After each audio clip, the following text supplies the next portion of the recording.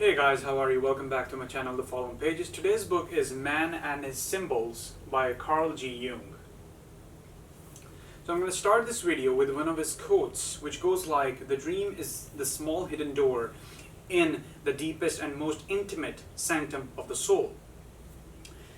So Carl Jung agreed to write Man and His Symbols near the end of his life, and at 83, if I'm not wrong, he wanted to explain his ideas to a wider audience, not just to the psychoanalysts, but to us, the normal people, and the ordinary reader who is curious about dreams and symbols and soul's architecture. That was basically his main motive, writing this narrative. He even dreamed about the need for a book that reached the general public. He took this as a sign how very Jungian of him, So let us dive into the book. So the book has a lot of illustrations, not illustrations, but imagery. If you look at this, and it sort of like explains symbology with images also, and how certain symbols, certain idols, certain things and ideologies that have been, they're still alive up till now, even before the medieval times, in the ancient times, and the symbologies and the interpretation of dreams have survived up till now. So Jung divides the human psyche into three parts: the conscious mind, the personal unconscious, and the collective unconscious. And here's where it gets profound. The collective unconscious is a shared psychic inheritance. It holds archetypes, universal primordial images like the mother, the hero, the shadow, and the wise old man. And the collective unconscious contains the whole spiritual heritage of mankind's evolution, born anew in the brain structure of every individual. That is what Carl Jung said. And these archetypes are not ideas we consciously learn. They innate inherited potentials for experience and behavior of a human being. So what I've understood by his book, by his narratives, by his research, that dreams are the language of the unconscious mind. And the core message of this book is that dreams are messages from the unconscious delivered in symbology. And when you dream, it's not random, it's not nonsense. Your psyche is speaking in a visual language, a symbolic code, so that you may understand. This is basically a tool between you and the unconscious mind. And dreams are the facts from which we proceed in our day-to-day life. He sort of like cautions us against reducing dreams to rigid formulas. Instead, each symbol must be understood in context, both personal and universal. And what I've understood is that dreaming of a snake could be fear, healing, transformation, or even hidden wisdom. And depending on your life, your association, and what that symbol has meant across time and culture. Let's suppose a house often represents the psyche, like the mind palace, and different rooms can signify different aspects of oneself, of one's unconscious, of one's mind. And that's the key of Jungian philosophy, I believe, that Jung says dreams are compensatory, and they balance your conscious attitude. If you're too logical and repressed, dreams might flood you with emotion and chaos.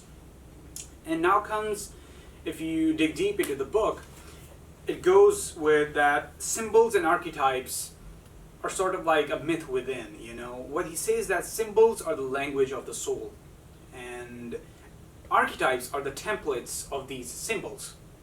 The symbol is the best possible expression for something unknown inside your head. And this book covers several archetypes, such as the shadow, the dark, rejected parts of yourself, and the anima, animus, the inner feminine in men, and the inner masculine in women. And it goes like, it also has the self. It also talks about the self and the totality of the psyche of oneself, the goal of individuation, and you don't defeat the shadow, you integrate it, you learn how to face it. You don't ignore dreams, you dialogue with them, you communicate with them, you understand, at least you try to understand. And man and his symbols gives you the tools to do that, Each image, each symbol is a stepping stone toward individuation and becoming whole whole with your soul, whole with yourself.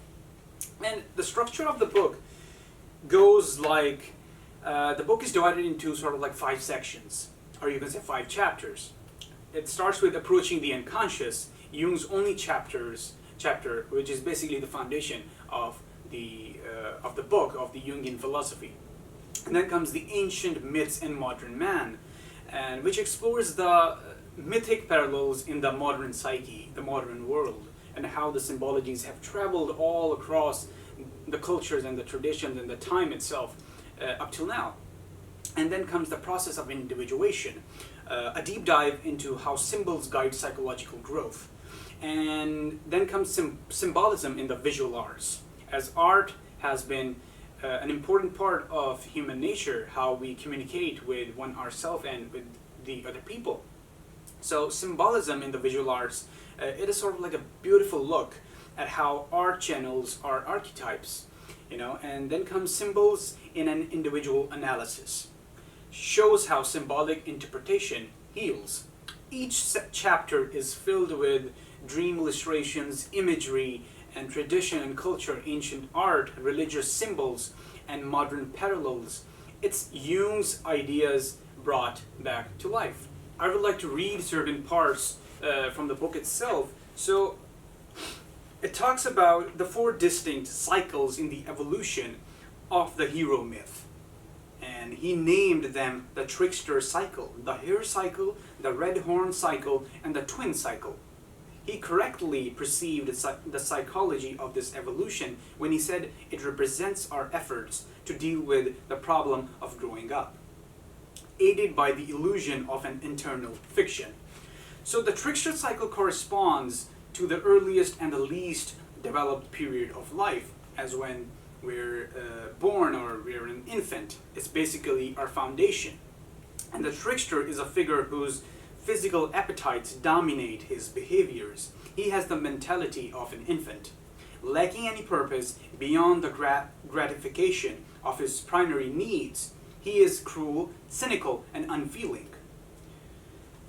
And then comes the hare cycle, I believe. Yes, the next figure is hare. He, like trickster, whose animal traits are often represented among Native Americans by a coyote. So in this book, he also connects different culture and traditions with the symbology. So you could understand that how everything is connected, even if a person or a tradition or a culture exists in Asia, how it is connected to Europe, how everything is connected and it is still alive and it is still relevant up till now. So it goes like, he has not yet attained mature human, which is the hare figure.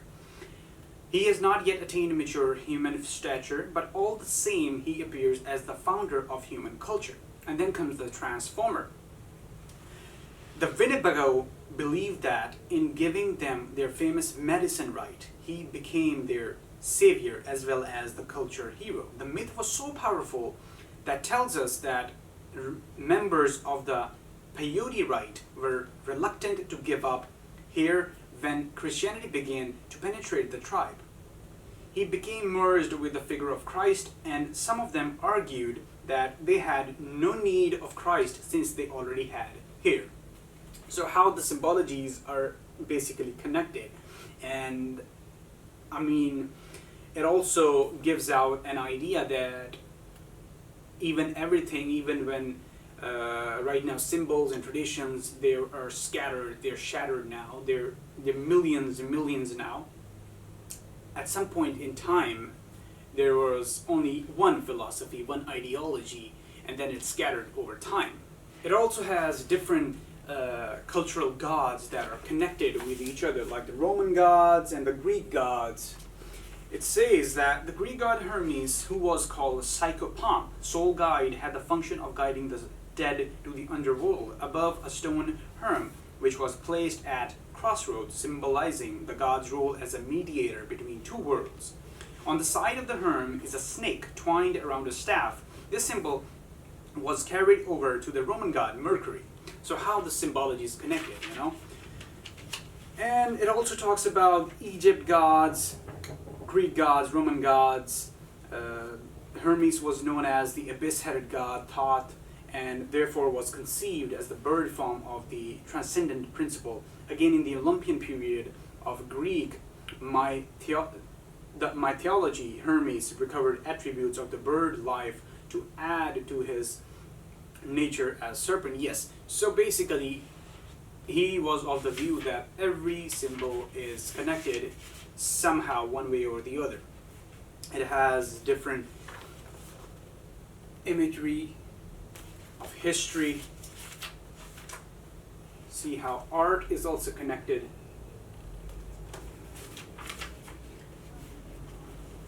Hinduism, like each and every symbology, how he connects with them on a molecular atomic level. So why the Jungian philosophy, the symbology still matters today? Carl Jung wrote Man and His Symbols, the book, in about 1964. But its message pulses through our modern world like an underground river feeding our dreams, our stories, and even our social identities. You know, and the symbols Jung explained, the shadow, the hero, the mother, and the self, the anima, and the animus, they didn't disappear with ancient myths. They migrated into newer forms, and if you know how to look, you'll see them everywhere now. And the modern media, let's suppose, represents archetypes like Luke Skywalker, and Neo meets the wise old man, and even Marvel Multiverse is an example of that. And archetypes are like riverbeds which dry up when the water deserts them, you know, but which it can find again at any time. And we keep building new rivers over old beds, and that's why these patterns don't feel foreign, and they feel familiar. They resonate with everything. So today's therapists, especially Jungian and depth psychologists, still use dreams and symbols to uncover hidden aspects of a person's life. And a patient who dreams of a collapsing bridge may be experiencing the breakdown of a belief system, and recurring nightmares of being chased, likely the shadow trying to be acknowledged. And symbolism has become a healing language, especially in trauma therapy and art therapy and dream work. So I guess in the end, symbols are mirrors to our day-to-day life about what do we think about ourselves on a subconscious level, on an unconscious level. In today's hyper-rational world where data dominates and algorithms define us, Jung's message feels even more urgent. Return to the dream, decode the image, listen to your own soul. And symbolism isn't obsolete. It's the ancient root system beneath the concrete of modern life. And we just forgot how to listen to it, listen to our own self. And Man and His Symbols is the key to remembering oneself, of understanding oneself. Now, as we head to the ending part of my video, as I share different quotes from different cultures or tradition or anyone, I would like to share about a quote by J. Krishnamurti. He says that addiction to knowledge is like any other addiction. It offers an escape from the fear of emptiness, of loneliness, of frustration, the fear of being nothing. So I want to discuss regarding this is that sometimes when we gain knowledge and we're like that we are superior to the other beings, no, we're not. We're basically inferior, because the more you know, you understand that you know really, really less. So, Krishnamurti suggests that the compulsive drive to accumulate knowledge can function in the same way as addictions of substances, entertainment, or even power. It becomes an obsession not for its own sake but for what it hides or distracts us from. And many people seek to fill their inner void with knowledge, the anxiety that arises from being empty, isolated, or dissatisfied with their own self, with something. And for some, it's alcohol, for others, it's endless scrolling. For intellectuals, it might be knowledge, not as wisdom, not as deep understanding, but as a means to escape the pain of inner silence. And the fear of being nothing, this is the most profound part. At the root of many of our pursuits is a dread of our own insignificance.